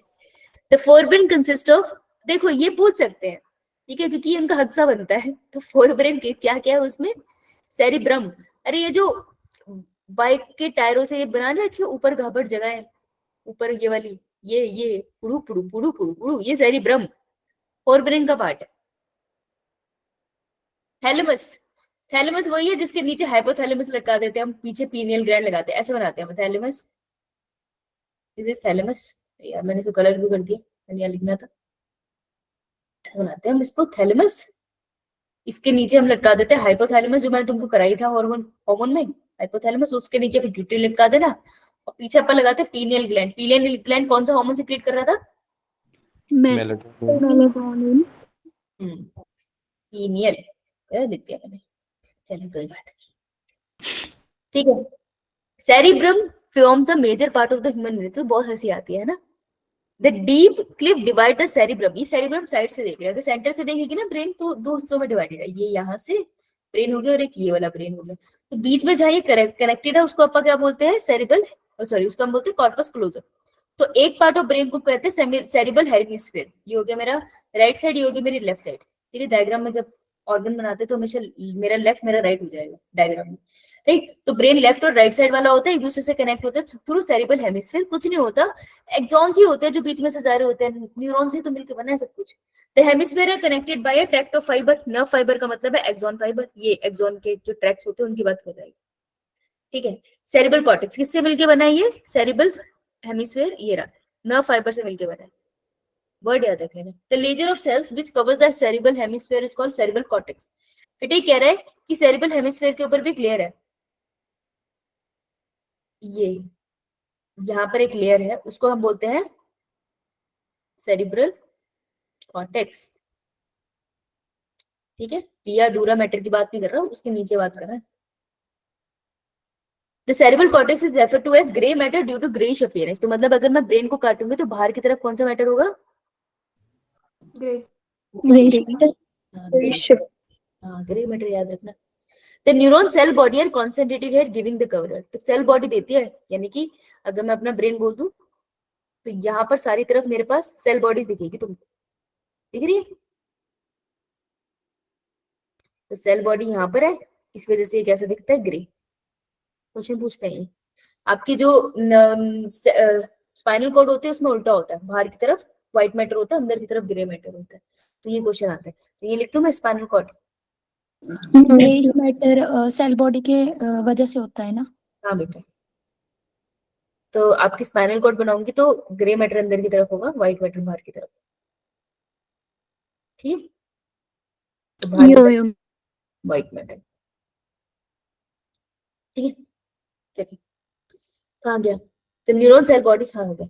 The cerebral cortex contain motor, sensory and large region of neither clearly motor और sensory। इनको associated region कहते हैं। मतलब बेटे यहाँ से सिग्नल बाहर भी जाता है, यहाँ से सिग्नल अंदर भी आता है, इनवॉलेंट्री ऑर्गन में भी जाता है। देखो मोटर का मतलब है सिग्नल सेंट्रल नर्वस सिस्टम से ऑर्गन में जा रहा है ना, ऐसे सिग्नल को अपन बोलते हैं मोटर। और सेंट्रल नर्वस सिस्टम की तरफ आ रहा है किसी ऑर्गन से, ऐसे सिग्नल को अपन बोलते हैं सेंसरी, ठीक है। तो ये दोनों तरीके के सिग्नल्स है इसके पास। इसके अलावा ऐसे थे जो हमें पता नहीं है एग्जैक्टली सेंसरी या मोटर है, उसको एसोसिएटेड रीजंस कह देते हैं। कॉम्प्लेक्स फंक्शनिंग करते हैं हमारी बॉडी में, जैसे मेमोरी एंड कम्युनिकेशन। तो मेमोरी एक बहुत अच्छी चीज है जिसको हम अभी भी पूरी तरीके से ब्रेन में समझ नहीं पाए हैं, तो वो एसोसिएटेड रीजंस होते हैं, जहाँ पे मैं समझा नहीं पाऊंगी कि इस न्यूरॉन में सिग्नल आ रहा है या जा रहा है, नहीं समझ आ रहा, कॉम्प्लिकेटेड है brain. Fibre of the tracts are covered with myelin sheath, मतलब फाइबर ऑफ द ट्रैक्स, अरे यहाँ लिखो, इधर लिखो एक्सॉन्स, एक्सॉन्स की बात करें, माइलिन शीथ से कवर है, ठीक है। Inner part of cerebral hemisphere में होते हैं। They give an opaque white appearance, इसलिए बाहर ग्रे मैटर है, अंदर व्हाइट मैटर है। Cerebral wraps around the structure called thalamus. अब सेरिब्रम किसके आसपास है? सेंटर में थैलेमस है, उसके आसपास है। देख लेते हैं, थैलेमस दिखा रहे हैं, ये देखो थैलेमस दिखा रहे हो, ओए ओए ओए, ये रहा, बहुत बढ़िया। यहाँ पे आपका अभी बड़ा प्यारा सा पार्ट आएगा, हो गया, फिर से होगी मैं। Which is a major coordination centre for sensory and motor signalling. हाँ, बेटा इसे अंडरलाइन करो, थैलेमस मेजर सेंटर है ये, coordination sensory and motor signalling, मतलब मेरे ब्रेन से सिग्नल जा रहा है और मेरे ब्रेन की तरफ सिग्नल आ रहा है, दोनों तरह के सिग्नल को कोऑर्डिनेट करने का काम थैलेमस करता है। तो थैलेमस वो जगह है जहां से, अच्छा जैसे टावर नहीं लगे होते, जब हम फोन करते हैं टावर में सिग्नल जाता है, फिर उससे तुम्हें फोन आ रहा है ना, तो ये टावर का काम कर रहे हैं, सिग्नल को ले रहे हैं इधर से उधर पास करने का, ठीक है। तो मेजर कोऑर्डिनेटिंग सेंटर है ये, समझे? गुड गुड गुड, आगे चलते हैं। Another very important part, hypothalamus पड़ा है थैलेमस के बेस पे। Hypothalamus contain large number of centre which control body temperature. अब ये हाइपोथैलेमस का हजार फंक्शन आ जाएंगे, हार्मोन तो करता ही है, उसके अलावा ये बॉडी टेम्परेचर, बार बार पूछते हैं यार बॉडी टेम्परेचर कौन कंट्रोल करता है, तो ये थैलेमस, ये हमारा हाइपोथैलेमस है ना, इसका काम है। यानी कि 37 डिग्री सेल्सियस रिस्पॉन्सिबल ये है भाई, इसी का काम है। ये अगर इधर उधर हो जाए तो निकल लेंगे हम, हाइपोथैलेमस के बिना तो वैसे भी निकल लेंगे। अच्छा, इसके अलावा और क्या करता है? Urge of for eating and drinking, भूख लगी हाइपोथैलेमस, प्यास लगी hypothalamus, hypothalamus responsible thirst and. It also contains several group of neurosecretory cells जो हार्मोन सीक्रेट करते हैं। हाइपोथैलेमस का जो दो मेन हार्मोन है जो वो पोस्टीरियर पिट्यूटरी को देता है, कौन से है? Oxytocin, vasopressin. ऑक्सीटोसिन, वैसोप्रेसिन, शाबाश। मिल्क बनाने का काम कौन सा हार्मोन करता है? Prolactin. Release milk let down, उसके रिलीज का ऑक्सीटोसिन। और प्रेगनेंसी में स्मूथ मसल की कॉन्ट्रैक्शन फॉर पार्चुरेशन, ऑक्सीटोसिन। अरे अरे नजर ना लगे तो। मिल्क लेट डाउन इफेक्ट के लिए कौन रिस्पॉन्सिबल है? मिल्क लेट डाउन इफेक्ट के लिए कौन रिस्पॉन्सिबल है? ऑक्सीटोसिन। अरे अरे अरे अरे रुको रुको, इतने अच्छे आंसर देते, काला टीका लगवा लो, ये ची, ची, ची, ची, लग गया। इतने अच्छे आंसर दोगे तो रोना आ जाएगा मुझे, पागल हो, 3-4 गलत आंसर दो तब तो लगेगा क्लास है हमारी। तुम इंटेलिजेंट होगे तो कैसे चलेगा? अच्छा, it also contains several group of neurosecretory cells जो हार्मोन सीक्रेट करते हैं, गुड, तुमको ऑलरेडी पता है, शाबाश। The inner part of cerebral hemisphere, अंदर वाला part, and a group of associated deep structure called amygdala hippocampus form a complex structure. अरे लिख लो यार, इनर पार्ट ऑफ सेरिब्रल, इसको ऐसे ही लिख लो, cerebral hemisphere plus amygdala plus hippocampus, अजीब अजीब से नाम है ना, लेकिन ये बहुत अच्छा सिस्टम बनाते हैं जिसको अपन बोलते हैं लिम्बिक सिस्टम। पूछ लेंगे लिम्बिक सिस्टम किसके लिए रिस्पॉन्सिबल है? लिम्बिक सिस्टम कुछ नहीं है, ये सब सेंटर मिलके काम करते हैं और कुछ पर्टिकुलर फंक्शन हमारी बॉडी में परफॉर्म करते हैं जो बहुत एसेंशियल है, जैसे expression of emotional reaction, excitement जो एक्सप्रेस कर पाते हो आप अपने आपके फीचर से, आपकी हरकतों से, या प्लेजर की फीलिंग जो आती है किसी को खिज मचती है, रेज आता है, किसी को बहुत ज्यादा फियर लगता है, या मोटिवेशन फील होती है। जब तुमको मोटिवेटेड स्पीच देते हैं तो उससे दिमाग में कहाँ असर हो रहा है? लिम्बिक सिस्टम एक्टिवेट हो रहा है, वो तुमको मोटिवेटेड फील करा रहा है। तुमको जब भी डिमोटिवेटेड फील हो, अपने लिम्बिक सिस्टम से बात करो। It is has been proven psychologically, if you talk to your organs ना, दे रिस्पॉन्ड। तो अगर तुम अपने लिम्बिक सिस्टम से एक्चुअल में बात करोगे ना, तो वो सच में मोटिवेट हो सकता है। ये एक्सपेरिमेंटली प्रूफ किया गया है, अगर आप बिलीव करते हो तो वो चीजें होने लग जाती है, ठीक है। तो लिम्बिक सिस्टम इसके लिए रिस्पॉन्सिबल है, यहाँ पे टिक कर लो, ये क्वेश्चन बन सकता है। Yes ma'am. आगे बढ़ते हैं, मिड ब्रेन। मिड ब्रेन में कुछ नहीं, 4 लाइनें हैं, 4 लाइनें से 2 क्वेश्चन लगते हैं। The midbrain is located between the thalamus and hypothalamus of the forebrain. पहले तो ये क्वेश्चन आ गया, कहाँ लोकेटेड है? थैलेमस और हाइपोथैलेमस के डायग्राम में देख। And pons of the hind brain, pons of the hind brain नीचे से इसको पकड़ रहे हैं, यस मैम। थैलेमस और हाइपोथैलेमस ने ऊपर से पकड़ा हुआ, बीच में मिडिल ब्रेन फंसा हुआ है। इसका नाम है मिड ब्रेन इसलिए होता है, बीच में फंस गया ना। A canal call cerebral aqueduct passes through the mid brain. इससे एक डक्ट जाती है, एक कैनाल जा रही है जिसको सेरेब्रल एक्विडक्ट कहते हैं। उसमें क्या पड़ा होता है? सेरिब्रोस्पाइनल फ्लूइड, ठीक है, वो यहाँ से जाती है। तो सेरेब्रल एक्विडक्ट याद रख लेना, एक झरना जा रहा है बीच में से। The dorsal portion of the mid brain, dorsal मतलब पीछे वाला part, consist mainly of 4 round swelling. तो मिड ब्रेन में ना, जो यहाँ पे दिखती नहीं है, मिड ब्रेन में पीछे 4 स्वेलिंग होती है, इसे कहते हैं कॉर्पोरा क्वाड्रिजेमिना। दैट्स इट, इतना ही करना है, समझे? यो 2 पॉइंट्स है, याद रख लेना। नीचे आते हैं, हाइंड ब्रेन पीछे वाला, पॉन्स और मेडुला। मेडुला तो तुमने पढ़ा है, कार्डियोवास्कुलर सिस्टम में इसका काम है, हार्ट बीट को बढ़ाने और कम करने में काम करता है। इसके अलावा आपका रेस्पिरेटरी सिस्टम को मेडुला ऑब्लोंगेटा रेगुलेट करता है। और अगर आपकी इंस्पिरेशन स्टॉप करानी होती है तो पॉन्स मदद करता है, न्यूमोटॉक्सिक सेंटर जिसको कहते हैं, उसी की बातें कर रहे हैं कि हाइंड ब्रेन होता है पॉन्स, सेरिबेलम एंड मेडुला। बेटा सेरिबेलम है, ब्रम नहीं है, ओके। तो इसी को मेडुला ऑब्लोंगेटा भी कहते हैं। पॉन्स से फाइबर ट्रैक यानी एक्सॉन पास होते हैं, डिफरेंट रीजन को कनेक्ट करते हैं। देखो ना, ये देखो ऐसा है, ये पॉन्स है। इसके बाद ही तो पूरा ब्रेन स्टार्ट हो रहा है ना। तो पॉन्स वो स्ट्रक्चर है ना जहां से सिग्नल जाएंगे ब्रेन की तरफ, और ब्रेन से आने वाले सिग्नल भी यहीं से निकलेंगे। तो प्रोन कनेक्ट करता है, interconnect different region of the brain. ये यहाँ से डिसाइड करेगा सिग्नल यहाँ जाएगा, यहाँ जाएगा, कहाँ जाएगा, समझे? सेरिबेलम हमारा वेरी कॉम्युलेटिव स्ट्रक्चर है, पीछे गोभी का फूल जो होता है। Order to provide additional space for many neurons, the medulla of the brain is connected to the spinal cord. तो स्पाइनल कॉर्ड से नीचे मेडुला कनेक्टेड होता है। ये एक लाइन अच्छी बनती है, कर लेते हैं इसको हम लोग। The medulla contain centre which control respiration. ये यहाँ लिखा है यार, बहुत प्यारा सा, इसको ना नीचे लिख लो एक बार के लिए। मेडुला ऑब्लोंगेटा, ठीक है। यहाँ पे क्या क्या है, क्या क्या ये कंट्रोल करता है, क्या कंट्रोल करता है? Respiration, cardiovascular activity and gastric secretion. ये हम पढ़ते नहीं है ना, इसलिए हमें पता नहीं है। गैस्ट्रिक सिक्रीशन भी कब क्या रिलीज हो रहा है, ये इसका काफी रोल होता है इसमें। The major region make up the brain stem, जो मेन रीजन है 3 जो ब्रेन स्टेम बनाते हैं, जिसके ऊपर आपका पूरा ब्रेन टिका हुआ है। आपको देख के पता चल रहा है ना, एक तो मेडुला ऑब्लोंगेटा होगा, उसके अलावा पॉन्स होगा, और सेरिबेलम। नहीं बेटा, सेरिबेलम पीछे है, तो वो मेन ब्रेन स्टेम नहीं बनाता। तीसरा हमारा मिड ब्रेन, ठीक है। इधर आते हैं, ये देख, पॉन्स, उसके बाद यहाँ पर आ गया हमारा मेडुला, ठीक है। सेरिबेलम तो पीछे होगा, पॉन्स, मेडुला प्लस ये मिड ब्रेन। क्या है मिड ब्रेन? ये रहा मिड ब्रेन। ये मिलके हमारे ब्रेन स्टेम बनाते हैं, ठीक है। तो ये याद रख लेना, इससे क्वेश्चन एक बन जाता है।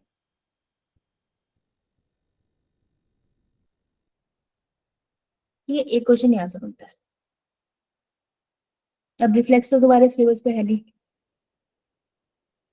ये भी तुम्हारे सिलेबस में नहीं है, लेकिन इसकी समरी पढ़नी पड़ेगी। मैम जो मेमोरी को कंट्रोल करता है वो सेरिबेलम की सेरिब्रम? मेमोरी को सेरिब्रम, सेरिबेलम, सेरिबेलम आपकी बॉडी में बैलेंसिंग का काम करता है। Yes ma'am.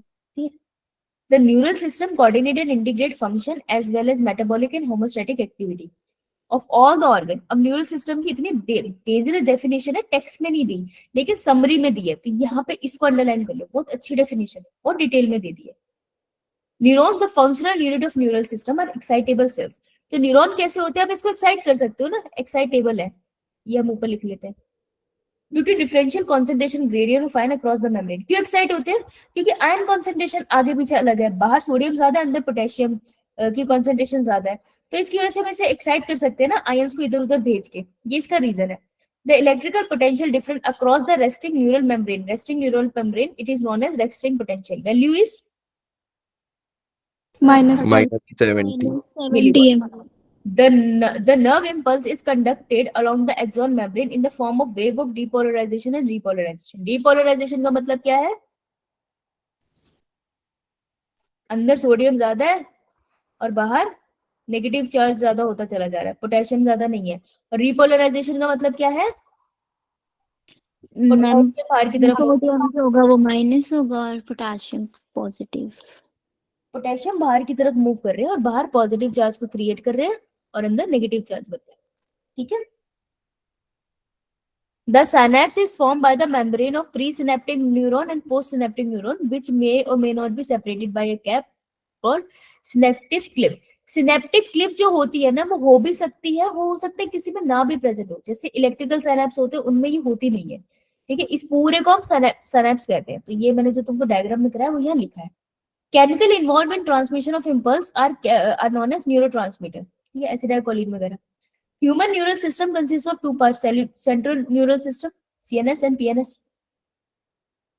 CNS contain brain and spinal cord, ये हमने पढ़ लिया है। ब्रेन तीन रीजन में, forebrain, midbrain, hindbrain. The forebrain consists of cerebrum, thalamus and hypothalamus. Cerebrum is longitudinally divided into two half जो कनेक्ट होते हैं कॉर्पस क्लोजम। ये भी एनसीईआरटी की लाइन है, कोई चक्कर नहीं। अभी देखो कुछ लाइन आएगी जो नहीं पढ़ी है। A very important part of the forebrain is called hypothalamus, control the body temperature, eating, drinking, ये भी पढ़ लिया। Inner part of cerebral hemisphere and a group of associated deep structure form a complex structure called limbic system. जो construction देखो, limbic system में पीछे ऊपर देख क्या पढ़ा एनसीईआरटी में, क्या क्या करते हैं लिम्बिक सिस्टम, जल्दी देख। इमोशनल रिएक्शंस को कंट्रोल, और एक्साइटमेंट। Rage, fear, motivation. अब यहाँ पे एक और वर्ड ऐड करो, ऑल्फैक्शन। ऐसा लगता है किसी की खुशबू बहुत अच्छी लगती है तो हम उसकी तरफ अट्रैक्ट होते हैं। It's a true concept. तो वो लिम्बिक सिस्टम को करता है। हम किसी की तरफ सेक्सुअली भी अट्रैक्ट होते हैं ना, तो उसकी खुशबू का बहुत बड़ा रोल होता है। ठीक है, तो ऑल्फैक्शन के लिए भी रिस्पॉन्सिबल है। Concern with olfaction, autonomic responses जो हमारे कंट्रोल में नहीं है। रेगुलेशन ऑफ सेक्सुअल बिहेवियर, इसके लिए भी ये रिस्पॉन्सिबल है। Expression of emotional reactions and motivation. तो ये 3 पॉइंट ऐड कर लो जो वहां पे ऐड नहीं थे, वही ऐड कर लो लिम्बिक सिस्टम के ज्यादा पर।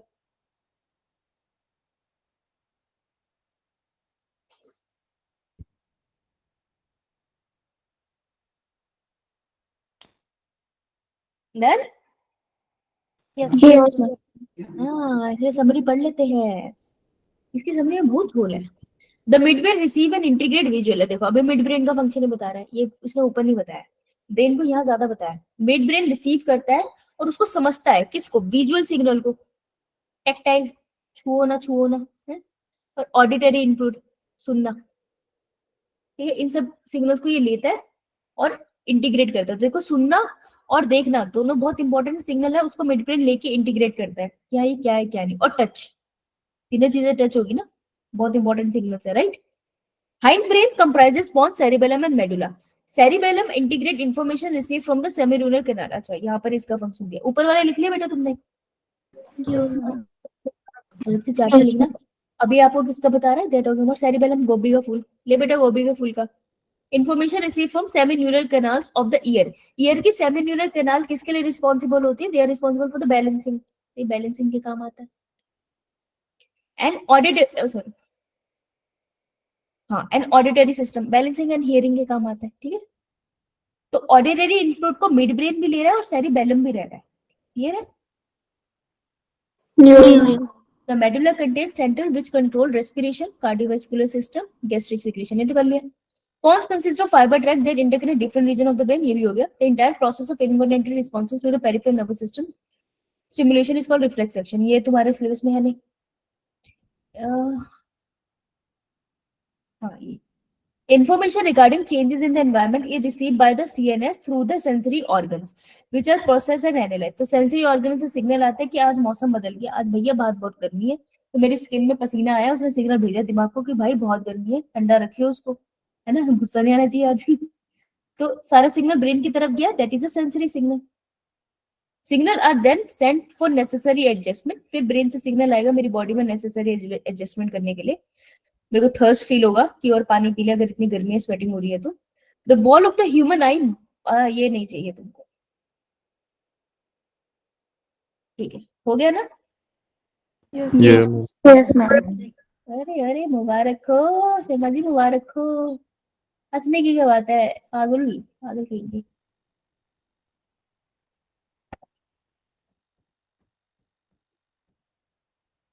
अबे कहाँ गया यार, ये मत बोल देना डाउनलोडेड नहीं है। बेटा हड्डी वाले चैप्टर का नाम क्या है? Locomotion and movement. गलत वर्ड से ढूंढ रही थी। कहीं से मिलता है हमको। एक बहुत घुसा मारूंगी अगर तुम्हें मसल कल पढ़ के नहीं आया तो। फटाफट कराऊंगी मैं मसल, मैंने बहुत डिटेल में 2 बार पढ़ा दिया यार। तुमको हड्डी कराना चाहूंगी, हड्डी हड्डी निकालो भाई, हड्डियां तोड़ दी जाएगी सबकी, जल्दी निकालो। हम निकाल ली। ठीक है। 1 मिनट पानी पीने दे, कहाँ गया पानी? ये तो सही है काम। अरे अरे कहाँ चले जाते हो तुम छोड़ के?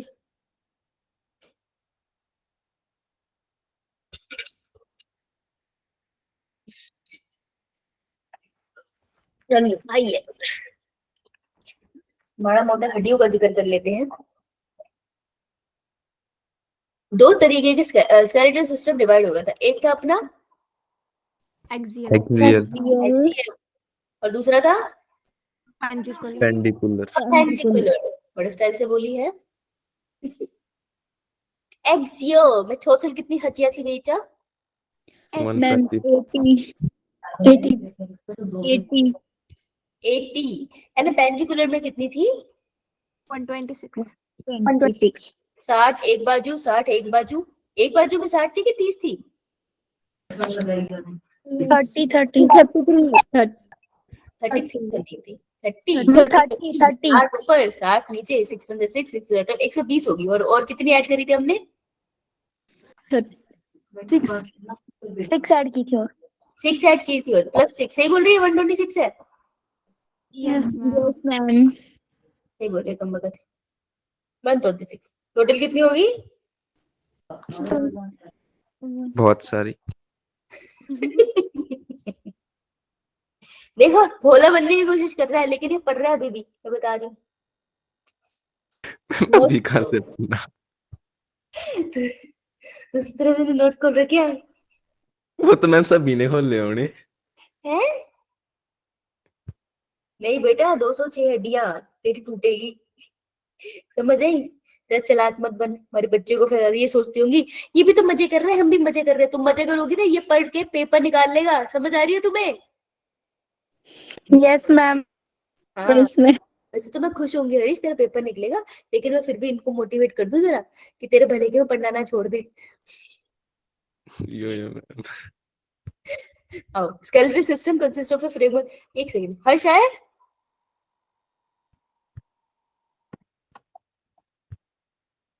इसने आना छोड़ दिया, अब इसने मैम पढ़ना आया था, चला गया।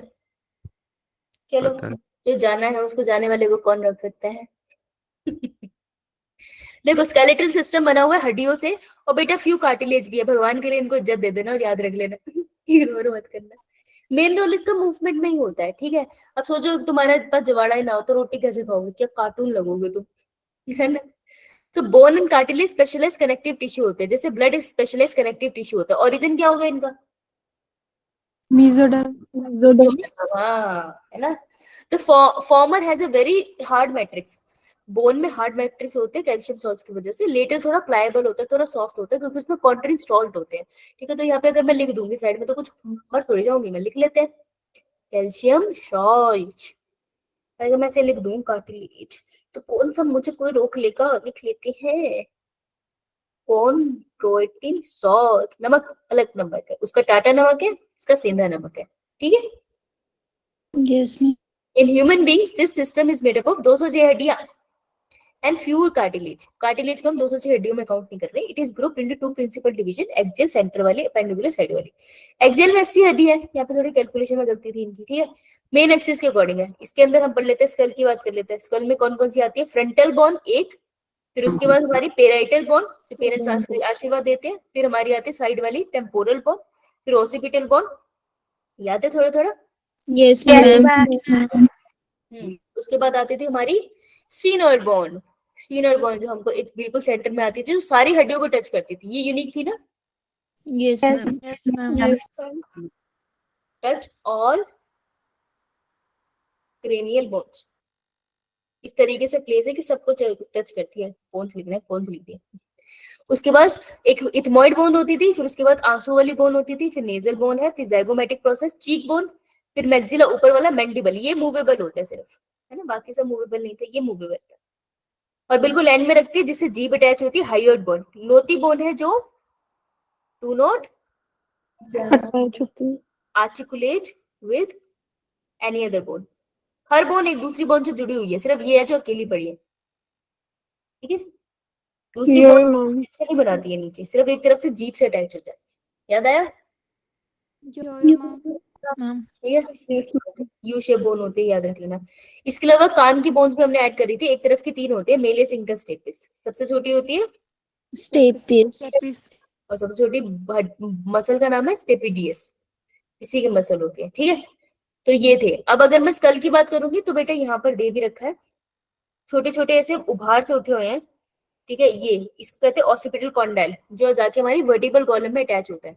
वर्टिबल कॉलम की बात करें तो कितनी हड्डी होती है वर्टिबल कॉलम में? यार बेटा थोड़ा सा तो रिवाइज करके आ जाया करो कभी, ऐसा मेरे को लगे कि हाँ ये बच्चे है। जब मैं गुटका लगा के बैठे, 1000 बार बोला मैंने बीड़ी पोड़ना छोड़ दो, गुटके क्लास में मत लेकर आया करो, लेकिन तुम मानते नहीं हो मेरी बात, है ना। यो मैम। इसको देखो, नमूना कहीं तू क्या हंस रही है? केतली तो कभी कभार मदिरा का सेवन करके आते हैं क्लास में, ये कोई बात होती है? मत क्या करो यार ये सब, इमोजी भेजा ही नहीं है। हम हंसने वाला इमोजी क्या बोल रही है बेटा? मैंने मैम नहीं आप किसको भेजा, बोल रहे सब बोल रही है। बेटा मैं बोल रही हूँ कि जो तू पानी में मिला के पी के आई है ना, हमें पता है। बंद करते हैं काम और पढ़ हो? लिया। मेरे को लगा तू बोला केतकी, तू छोड़ दे। हाँ मैं बोल रही हूँ छोड़ दो ये, है नेहा। नेहा को देखो, हो गए उसको इतने महीने छोड़े हुए, बेशक चुप हो गई है वो, लेकिन देखो अब बेटर हो गई ना पहले से। हंसने की क्या बात है, ये सब करना छोड़ दो, पढ़ लिया करो पायल, ठीक है। मुझे पता है तेरा तो बहुत ही बुरा हाल है।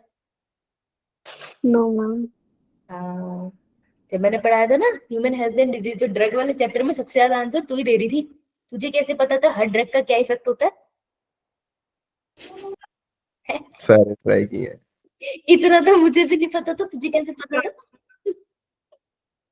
छोड़ दे बेटा नशे पत्ते करना, ये सिगरेट बीड़ी गुटके में कुछ नहीं रखा है, सब कुछ थूक के क्लास में आया करो और मुंह से फूट लो। कितनी हड्डियां होती है वर्टिबल कॉलम में? रीढ़ की हड्डी तो पता होनी चाहिए।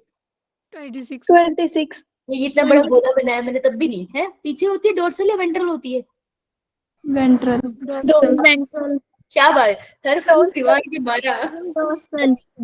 अबे कौन सा एलियन है तू, है कहाँ तेरी वर्टिबल कॉलम आगे लगी हुई है, तो फिर लंग्स का है पीछे, फिर नाक कहाँ लगी है? सर के पीछे। तेरा बॉडी का स्ट्रक्चर समझ नहीं आ रहा बेटा हमें, ह्यूमन फिजियोलॉजी। अरे वाह बेटा, सेल से स्टार्ट होती है और बिल्कुल बढ़िया टेल बोन तक जाती है, ठीक है। सेंटर से खोखली होती है, जैसे हमारा अस्तित्व खोखला हो गया वैसे ये भी खोखली है, अंदर से जा रही है स्पाइनल कॉर्ड, राइट। अगर हम सबसे पहले बात करें, सबसे पहले सर्विकल वर्टिब्राई कितनी होती है? 7। सही बोल रही है कितनी खुश होगी बोली अरे 7। ये वाला तो मुझे आता था। वो कितने प्यारे बच्चे है ये, है ना, सही बोल रही, 7 होती है। इसके बाद थोरेसिक वर्टिब्राई 12 होती है ना, 12, क्योंकि 12 ही तो रिब्स से कनेक्टेड होती है। और लंबर 5 1 1 फ्यूज्ड, वो पीछे तो फू फू बोलते चुप हो गई थी, सही बोल रही थी। कॉक्सिया 1 फ्यूज, 4 नहीं होती, 1 फ्यूज होती है, 4 बच्चे में होती है, फ्यूज हो जाती है। 7 12 5। सबसे पहले सर्विकल वर्टिब्रा का नाम? एटलस। Second axis.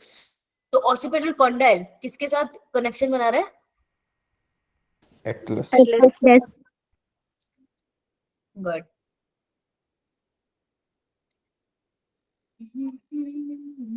ये रहा जिससे क्वेश्चन आया था। द नंबर ऑफ सर्विकल वर्टिब्राई कितनी है?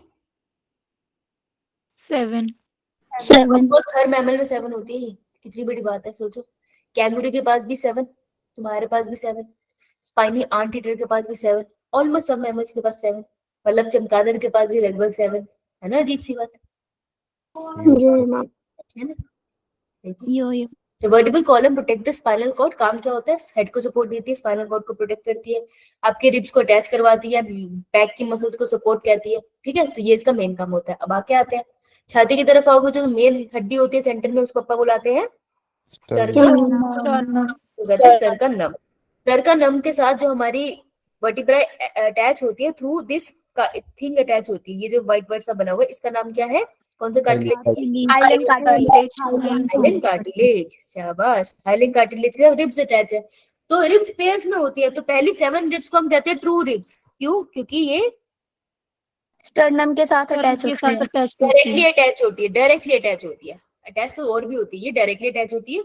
अरे पीछे से किसके साथ अटैच होती है, vertebral column. Vertebral column. Vertebral column से अटैच होती है। फिर 8th 9th एंड 10th को फॉल्स रिब्स कहते हैं, क्योंकि ये स्टर्नम के साथ इनडायरेक्टली अटैच होती है और वर्टिबल कॉलम के साथ अटैच होती है। फिर लास्ट की 11th एंड 12th पेयर को फ्लोटिंग रिब्स कहते हैं, क्योंकि वो वर्टिबल कॉलम से अटैच होती है पर स्टर्नम से अटैच नहीं होती है। ये यस मैम। ये रिब केज बनाते हैं जिसमें हमारे रिब, हमारे वो रहते हैं, लंग्स रहते हैं, ठीक है। अब अगर लिम्स की बात करें तो लिम्स में हमारे पास पेंडिकुलर सिस्टम होता है, उसमें हाथ और पैर की बात कर लेते हैं। आ जाओ। सबसे जो आपकी बाजू होती है दैट इज ह्यूमरस, रुबस के बाद ऊपर वाली हड्डी, बेटा ये यार ये गलत हो जाता है, तो ना अपना हाथ देख लो और अपना राइट हैंड साइड का हाथ देखो स्ट्रेट करके, तुमका अंगूठा इधर को आ रहा है, ऐसे देखना, यस मैम। देख। तो अगर इस पे इस तरफ लेफ्ट साइड पे इधर हड्डी दिख रही है थोड़ी सी, यस मैम। यस यस, तो याद रखना जब भी किसी रेडियो को दबाओगे ना, अंगूठे से प्रेस करके इस हड्डी की तरफ घुमा दोगे, ऐसा समझो कि पंखे का बटन घुमा रहे हो, पंखे का बटन होता है ना हाई स्पीड लो स्पीड का, तो उसको पकड़ के आप घुमा रहे हो इस हड्डी की तरफ, तो इस बोन की तरफ घुमा रहे हो, तो दिस साइड जहां पर आपके थंब है, दिस इज रेडियस, थंब से याद रख ले यार प्लीज, रेडियस, क्योंकि अगर लेबलिंग आई ना तो सिर्फ ये गलत होगा, बाकी तुम कर लोगे, ठीक है। तो जो थंब वाली साइड है दैट इज रेडियस, क्या है वो, रेडियस। रेडियस, ठीक है। तो ऐसे ही याद कर ले कि मैम थंब वाली साइड को रेडियस बोला गया, तो दूसरी ऑटोमेटिकली याद हो जाएगी तुझको, ठीक है। तो थंब वाली साइड हमारी रेडियस। अच्छा ह्यूमरस कितनी होती है नंबर में, 1 वन रेडियस 1 कार्पल्स कितने होते हैं, 8 8 हाथ में 8 होते हैं, पैरों में टार्सल्स 7, 7 एक कम होता है। मेटाकार्पल्स कितने होते हैं बेटा, 5 एक उंगली में 3 हड्डी, तो बाकी में कितनी हो गई 14, 14 होती है, राइट, गुड। फीमर एक, ठीक है, पेटिला एक, टिबिया फिबुला एक, टार्सल 7 7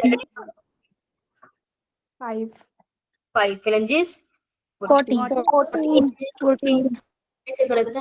तो पेटिला एक ऐसा हड्डी हो गई, लेकिन ये भी टोटल 30 होते हैं, क्योंकि टार्सल का नंबर कंपैरेटिवली कम हो गया, ठीक है। पेटिला वो आपकी नी जॉइंट जिसको नी बोन कहते हैं, ठीक है। अच्छा इसमें ह्यूमरस और रेडियस अल्ला के बीच में जॉइंट का नाम हिंग joint joint height hinge, hind joint नहीं बेटा, हिंज जॉइंट, यहाँ पर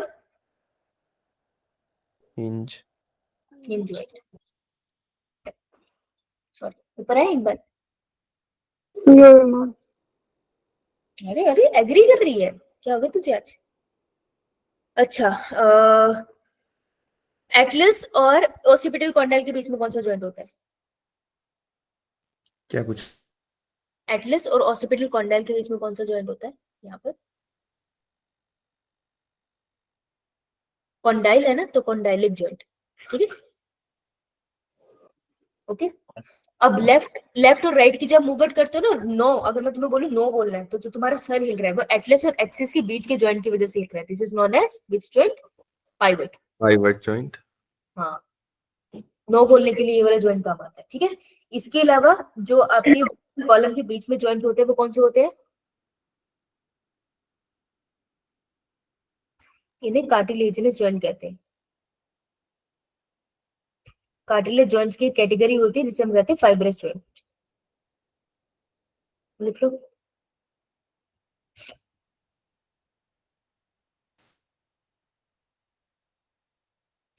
देखो ये मेरी एक वर्टिकल कॉलम है, ये मेरी एक वर्टिकल कॉलम है, ठीक है। ध्यान से देखना, इसके सेंटर में जो जॉइन है मेरे कौन सा जॉइंट है? Fibrous joint. है ना, या फिर कार्टिलेजिनस जॉइंट।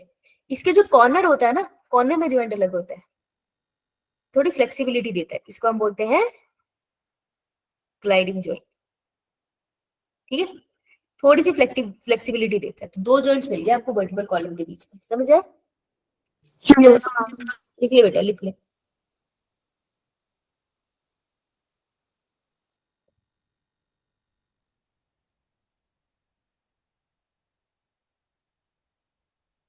डन।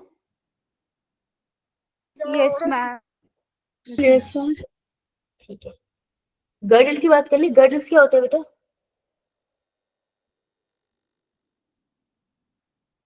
बेटा बेटा गर्डल्स जिसमें आर्टिकुलेशन में मदद करते हैं, दो हड्डी को मिलने के जॉइंट्स बनाते हैं, उनको गर्डल बोलते हैं। ऊपर वाला जो आपकी बाजू के पास है ना, उसको हम बोलते हैं पेक्टोरल गर्डल। जो नीचे वाला है आपके हिप रीजन के पास, दैट इज पेल्विक गर्डल। हाँ, ठीक है। ईच गर्डल दो हाफ से बना होता है, ठीक है। अगर पेक्टोरल गर्डल की बात करें तो जो पीछे की बोन होती है उसे हम कहते हैं clavicle. Scapula, scapula. Sorry my bad. पीठ की जो बोन है वो वी शेप की बोन है, उसको स्कैपुला कहते हैं। और वो आगे आके जो आगे वाली आपकी कॉलर बोन होती है उसको आप बुलाते हैं clavicle. Yes, S shape bone, जो आप अपनी ब्यूटी बोन को टच कर सकते हो ना, राइट। यह लिखा भी है, scapula is a large triangular flat bone. इसका वो लिखा है डिस्क्रिप्शन, इसका डिस्क्रिप्शन इंपॉर्टेंट है क्योंकि थोड़ा यूनिक सा है। स्कैपुला लार्ज ट्रायंगुलर बोन होती है पीछे वाली, in the dorsal part of the thorax between the second and the seventh rib. हाँ, ये याद रखना था, मैं यहाँ बनाया नहीं, सॉरी यार। सेकंड एंड सेवंथ रिब, यहाँ पर इतने हिस्से में, मतलब अगर उस बोन को टच कर रही हो तो इतने हिस्से में आपको कौन सी बोन मिलती है? स्कैपुला। स्कैपुला। बना ले बेटा, बना ले। The dorsal flat triangular bone of scapula is a slightly elevated ridge called spine which protect as a flat expanded process called acromion process. तो हम ऐसे बनाते थे ना, फिर यहाँ से हम एक प्रोसेस निकालते थे जिसे acromion process बोलते थे। Yes ma'am. बनाते थे, ठीक है। The clavicle articulate with this, तो आगे की जो ब्यूटी बोन है वो इससे कनेक्टेड होती है ऐसे एक साइड। अब दूसरी तरफ से भी ब्यूटी बोन आ रही होगी ना, ठीक है। तो एक फंक्शन तो इसका ये हो गया, ये अच्छा लिखा होगा। The clavicle articulate with this below the acromion process. इसके नीचे एक डिप्रेशन होता है बेटा, यहाँ पर आपकी बाजू लगी होती है, इसी को हम कहते हैं ग्लिनोइड कैविटी। और कौन सा जॉइंट बनता है यहाँ पे? Ball and socket. ये वाली इसकी बात कर रही हूँ मैं, ग्लिनोइड कैविटी, ठीक है। इधर ही बनता है हमारा बॉल एंड सॉकेट। जॉइंट, बहुत पूछते हैं इसके बारे में। Each clavicle is a long cylindrical bone with two curvature. clavicle की बात करें, this bone is commonly called collar bone। हो गया। पेक्टोरल गर्डल के बाद दो कॉक्सियल बोन्स होती है, ये रहा पेक्टोरल गर्डल हमारे पास। कॉक्सियल बोन होती है इसके पास, एक इस तरफ है और दूसरी तरफ होगी, है ना। ये किसकी फ्यूजन से बनी होती है? तीन बोन्स की फ्यूजन से, इलियम, इशियम एंड यूपिस। दिख रहा है बेटा? इसकी लेबलिंग गलत होगी बहुत आराम से, पास से देख लेते हैं इसको, बहुत पास है, गलत हो जाएगी। देखो, इलियम, इशियम, यूबिस। ओह, फादर साहब बीच में बैठे, यूबिस बीच में है, इशियम बिल्कुल कोने में है। और ये ऐसा लगता है कि इसके बीच में से लेग्स अटैच होती होगी, पर इसके बीच में से लेग्स अटैच नहीं होती। इलियम सबसे बड़ा है, ठीक है। प्यूबिस याद रह जाएगा, इलियम इशियम एक बार यार प्रैक्टिस कर लेना, मेरे को कोई ट्रिक नहीं आ रही दिमाग। इनके कोने से भी एक जगह निकलती है, ये वाली स्पेस, अरे इसमें हटा दूं जरा, ये वाली space, this space is known as acetabulum. ऊपर है क्लिनोइड कैविटी, नीचे है एसिटाबुलम, जिससे आपकी थाई बोन अटैच होती है, समझे? फीमर अटैच होती है, क्लियर? Yes ma'am. अब आपका जो कार्टिलेज होता है ना हिप रीजन का, कुछ इस तरीके से दिख रहा है, कुछ इस तरीके से दिख रहा है। तो एक साइड दूसरे साइड से जुड़ी हुई है ना, जिस जिस चीज से वो जुड़ी हुई है ना, वो फाइब्रस कार्टिलेज होता है। देखो, तो यहाँ पर आप लिखोगे व्हाइट फाइब्रस कार्टिलेज। कहीं कहीं कार्टिलेज पूछ लेते हैं, जैसे हाइलैंड कार्टिलेज है, वैसे व्हाइट फाइब्रस कार्टिलेज पूछते हैं, क्लियर? Yes, ma'am. जॉइंट्स हमने करे थे एक बार, इसको दोबारा से एक बार देख लेते हैं, फिर आपको एंड करती हूँ मैं, ठीक है। जॉइंट्स आर एसेंशियली हर तरह के मूवमेंट के लिए रिस्पॉन्सिबल है, जॉइंट्स होंगे तभी तो मूव करेंगे। Locomotory movements are no exception to this या joints are point of contact between bones and cartilage। तो joint ये पूछ सकता है यार, between bone and cartilage, between bone and muscles, नहीं, joints contact का point होता है bones और bones के बीच में, bones और cartilage के बीच में joints का काम होता है। Force generated by the muscle is used to carry out movement of joint। muscles की वजह से joint में movement हो पाती है। where the joint act as a fulcrum, fulcrum वही होता है यार, ये सीसो वाला। तो कोई भी चीज मूव करेगी उसमें जॉइंट जो काम करेंगे फल्क्रम वाला काम करेंगे, स्वीसो वाला ये जो होता है ना स्टैंड, उसके ऊपर। Movability at these joints depend करता है बहुत सारे फैक्टर पे। Joints can be classified into 3 major category, fibrous, cartilaginous, synovial. जो बिल्कुल मूव नहीं करते उनको अपन बोलते हैं फाइब्रस। हाँ, बहुत स्पेसिफिकली लिखा है, do not allow any movement, पहला पॉइंट, ठीक है। ये आपको मिलेंगे आपके स्कल के ऊपर, तो आपको ये क्रेनियम में मिल जाएंगे। नेक्स्ट, कार्टिलेजिनस जॉइंट, सुन के पता चला थोड़ी मूवमेंट तो देती होंगी, है ना। With the help of cart the bones involve are joint together. ये जॉइंट्स जो है, या क्या बोल रही हूँ मैं, जैसे दो बोन्स है ना, आपकी हड्डी जो घुटने में भी होती है, तो जो दो हड्डी होती है ना उसके बीच में आपके कार्टिलेज लगे होते हैं, ठीक है। कार्टिलेजिनस जॉइंट्स क्या है, वो वाली बोन्स जो एक दूसरे से जुड़ी है with the help of cartilage, उसे कार्टिलेजिनस जॉइंट बोलते हैं। ये लिमिटेड मूवमेंट आपको प्रोवाइड करती है। इसका एक अच्छा एग्जांपल हो जाता है हमारे पास कार्टिलेजिनस जॉइंट का भी हमने करा है, वर्टिब्रा, अंडरलाइन कर लो, वर्टिब्रल कॉलम में वर्टिब्रेस। साइनोवियल जॉइंट सबसे ज्यादा आपकी बॉडी में साइनोवियल जॉइंट्स होते हैं, इनमें बीच में लिक्विड भरा होता है, उनको साइनोवियल जॉइंट्स बोलते हैं। अब साइनोवियल जॉइंट के टाइप है, ball and socket joint is a synovial joint. तो कुछ नहीं, वो वाले जॉइंट जिसमें दो हड्डियों के बीच में ना लिक्विड है मूवमेंट के लिए, उसको कहते हैं साइनोवियल जॉइंट। सबसे पहले बॉल एंड सॉकेट जॉइंट कहाँ मिलता है आपको, ह्यूमरस और पेक्टोरल गर्डल में, बाजू वाला और ये हिप रीजन वाला।